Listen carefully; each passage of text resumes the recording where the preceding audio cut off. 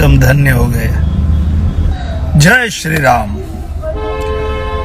आज अयोध्या धाम में रामलला का दिव्य दर्शन मिला, आत्मा तृप्त हो गई।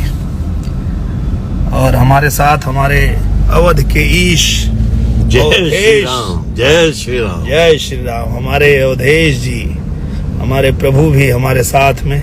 आज इनके सौजन्य से बड़ा ही अद्भुत दर्शन हुआ है। आज रामलला का आज अयोध्या में आनंद आ गया है। अयोध्या धाम में मैं जब भी आता हूँ तो मतलब मुझे बचपन से जो एक बहुत छोटा था तो जहाँ मैं पढ़ाई करता था कलकत्ता में, हनुमानगढ़ी मंदिर था, तो मैं प्रभु श्री राम के दर्शन करके ही अपने स्कूल में जाता था। एकदम स्कूल के जस्ट स्कूल की दीवार और मेरे प्रभु श्री राम का जो मंदिर था वो दीवार दोनों सटा हुआ था।